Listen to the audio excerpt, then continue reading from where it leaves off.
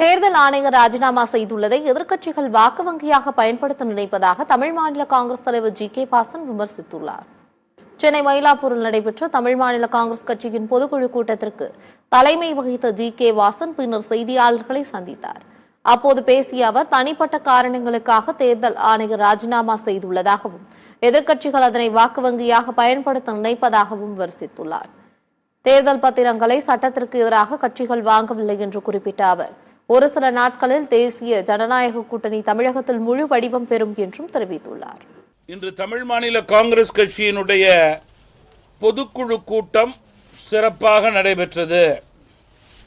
தேர்தல் ஆணையத்தினுடைய கோட்பாடுகளுக்கு ஏற்றவாறு தமிழ் மாநில காங்கிரஸ் கட்சியினுடைய அமைப்பு விதிகள் 2015 படி தமாகவினுடைய நிர்வாகிகள் தேர்வுக்கான தேர்தல் முறையாக நடைபெற்றது.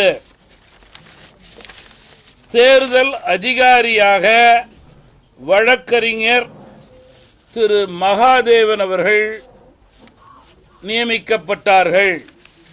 துணை தேர்தல் அதிகாரியாக வழக்கறிஞர் திரு மனோகரன் அவர்கள் நியமிக்கப்பட்டார்கள். மிக சிறப்பாக